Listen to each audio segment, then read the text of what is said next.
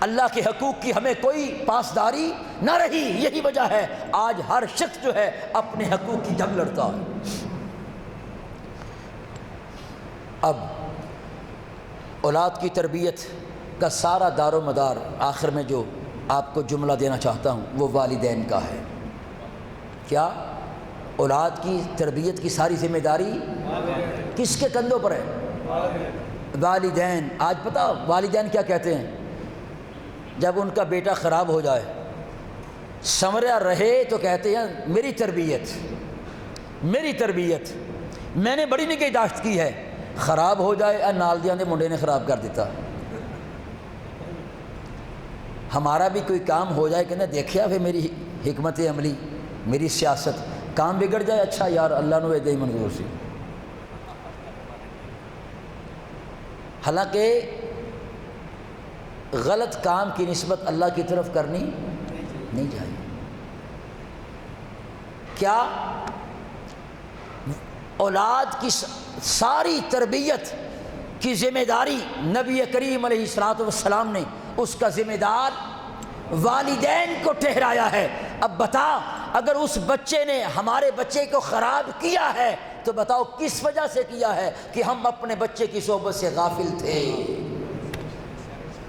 حدیث پاک ہے فرمایا کل مولود یولد علی الفطرہ، ہر بچہ فطرت پر پیدا ہوتا ہے. فطرت کیا ہے؟ دین اسلام. حدیث پاک ہے کل مولود یولد علی الفطرہ، ہر بچہ فرمایا فطرت پر پیدا ہوتا ہے. اور فطرت دین، آپ یہ کہہ لیں کہ ہر بچہ جب پیدا ہوتا ہے نا تو اس کا شفاف دل ہوتا ہے، اس کا پاکیزہ دل ہوتا ہے، گناہوں سے پاک صاف ہوتا ہے. اگر بچے کو ہم کہیں ایسا ماحول دے دیں نا کہ بچہ گناہ تک رسائی نہ پا سکے تو وہی ہمارا کل کا بچہ جو ہے آنے والے وقت کا غوث بنے گا، ولی بنے گا، قطب بنے گا. یہ ہمارا ماحول اسے خراب کر دیتا. نبی کریم علیہ الصلوۃ والسلام نے کیا فرمایا؟ کل مولود یولد علی الفطرہ، ہر بچہ فطرت پر پیدا ہوتا ہے اور فطرت دین اسلام ہے. اب اباہ یحودانہ او ینصرانہ او یمجسانہ، فرمایا یہ اس کے والدین ہی ہیں جو بچے کو یہودی بنا دیتے ہیں، نصرانی بنا دیتے ہیں اور مجوسی بنا دیتے ہیں. مطلب کیا؟ اللہ نے تو ہمیں پاکیزہ اولاد دی ہے، اللہ نے ہمیں ستھری اولاد دی ہے، گناہوں سے پاک ہے. فرمایا بچہ دین اسلام پر فطرت پر پیدا ہوتا ہے، یہ اس کے والدین ہیں جو اسے یہودی بناتے ہیں، جو اسے عیسائی بناتے ہیں، جو اسے مجوسی بناتے ہیں. مطلب کیا ہے؟ بچہ جو بھی بنتا ہے والدین کی وجہ سے بنتا ہے. ہم نے تو تمہیں پاکیزہ اولاد دی ہے، اب گناہوں میں تم اسے اگر لچھڑا دو تو یہ تمہاری ذمہ داری ہے. حضرت عبداللہ ابن مبارک امام اعظم ابو حنیفہ کے ہم اثر ہیں. ان کے پاس ایک شخص آیا، حضور میرا بیٹا کہاں نہیں مانتا، میرا بیٹا بے ادب ہو گیا ہے، میرا بیٹا نافرما بردار ہو گیا ہے. اپنے بیٹے کی شکایت لے کے آیا. حضرت عبداللہ ابن مبارک رضی اللہ تعالیٰ عنہ کی بارگاہ میں، بہت بڑے کامل محدث تھے اور کامل درجے کے ولی تھے. وہ کہنے لگے بتا تم نے کبھی اپنی اولاد کو بد دعا دی؟ اپنی اولاد کو، وہ اولاد کی شکایت لے کے آیا. فرمایا کبھی اولاد کو بد دعا دی؟ حضور دی ہے. فرمایا انت افسدتہ، پھر تو نے خود اسے خراب کیا ہے. اور آج خاص کر عورتیں ذرا سی بات پہ بد دعائیں دیتی ہیں، وہ بد دعا پھر لگ جاتی ہے. تو آئیے اولاد کی تربیت کے لیے اس مثال کو سمجھیں. جب ہم پنیری لگاتے ہیں، پنیری، بتاؤ اس پنیری کی پرورش کے لیے، اس کی نشو و نما کے لیے ہم اس پنیری کو زیادہ گرمی زیادہ سردی سے بچاتے ہیں.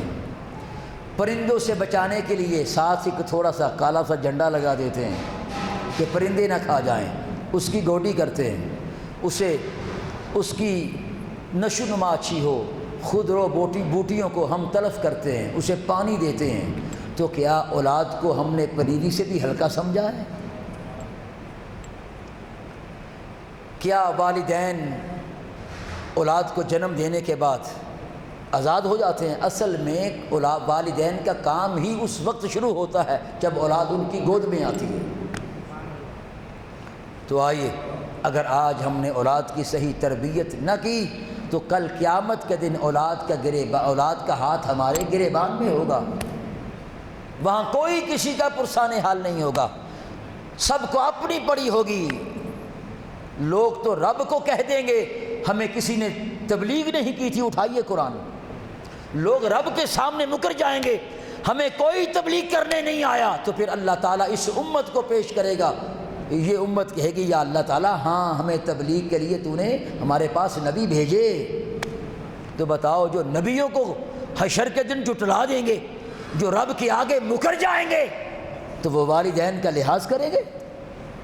آئیے اپنے اولاد کی تربیت کیجئے، اپنی اولاد کو ٹائم دیں۔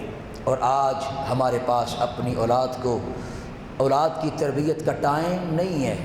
آج سے پیچھے چلے جائیں، 25 سال پیچھے چلے جائیں، بزرگ بیٹھے ہیں، علم کم تھا، حیا زیادہ تھی۔ علم کم تھا، وہ صرف میٹرک کا دور تھا، پتہ لگتا بندے نے میٹرک کیا تو لوگ واہ یار بڑی گل ہے میٹرک کی تھی ہے۔ اب تو پی ایچ ڈی بھی کوئی چیز نہیں رہی۔ علم کم تھا، حیا زیادہ تھی۔ وجہ کیا تھی؟ میں نے خود دیکھا ہے، بڑے لوگ اپنے بچوں کو کہانی کی صورتوں میں کہانی سناتے اور تربیت کرتے تھے، ڈانٹ ڈپٹ تھی، مار تھی، بڑوں سے لوگ بچے ڈرتے تھے۔ اور آج تربیت ختم ہو گئی ہے، علم بڑھ گیا، حیا ختم ہو گئی۔ وجہ کیا کہ ہم تربیت نہیں کرتے۔ اپنی اولاد کو ٹائم دیں، صرف پڑھائی نہیں۔ اور میں نے پڑھا ہے کہ 1 کلو، مثال دی ہے علماء نے سمجھانے کے لیے، 1 کلو علم کے لیے 40 کلو عقل چاہیے۔ اور میں یہ کہتا ہوں 1 کلو علم کے لیے 40 کلو تربیت چاہیے۔ آج کالجوں میں، مدارس میں، یونیورسٹیز میں، سکولوں میں علم تو ہے، تربیت ختم ہو گئی ہے۔ وہ کیا کسی نے کہا تھا، جس دن کسی کشکول میں بھیک نہ ہوگی، جس دن کسی کشکول میں بھیک نہ ہوگی، وہ رات میری قوم پہ تاریک نہ ہوگی۔ اس قوم کے مقدر میں لکھی ہے تباہی، جس قوم کے مکتب کی فضا ٹھیک نہ ہوگی، جس قوم کے مکتب کی فضا ٹھیک نہ ہوگی۔ آج علم تو ملتا ہے، تربیت نہیں ملتی، اساتذہ کی اپنی تربیت نہیں ہوئی ہوتی۔ یہ فیضان نظر تھا، ہاں یہ فیضان نظر تھا کہ مکتب کی کرامت تھی۔ سکھائے کس نے اسماعیل کو آداب فرزندی۔ اقبال نے کہا کہ 2 چیزیں کام کرتی ہیں۔ علامہ اقبال نے بڑے پتے کی بات کی ہے، یہ فیضان نظر تھا کہ مکتب کی کرامت تھی۔ سکھائے کس نے اسماعیل کو آداب فرزندی، کہ حضرت اسماعیل علیہ السلام کو آداب فرزندی کس نے سکھائے؟ کہتے 2 چیزوں نے، فیضان نظر اور مکتب کی کرامت۔ آج نظر کا فیضان بھی ختم ہو چکا اور مکتب کی کرامت بھی ختم ہو چکی ہے۔ فیضان نظر کس کا؟ والدین کا۔ پہلا مکتب ماں کی گود ہے۔ تو آئیے اولاد کو سدھارنے کے لیے ہمیں خود سدھرنا ہے، ہمیں خود نماز کو قائم کرنا ہے، ہمیں خود کو جھوٹ بولنا چھوڑنا ہے، ہمیں خود کو قدم پھونک پھونک پہ رکھنا ہے، اپنے کردار کی طرف دھیان دینا ہے۔ پھر دیکھیے اولاد جو ہے ہماری کیسی سنورتی ہے۔ اللہ تعالی ہماری اولادوں کو بے راہ روی سے بچائے۔ سیدہ بطول زہرا اور حضور نبی علیہ السلام کے اسوہ کے مطابق ہمیں اور ہماری اولادوں کو زندگی گزارنے کی توفیق عطا فرمائے۔ وما علیہ الا البلاغ۔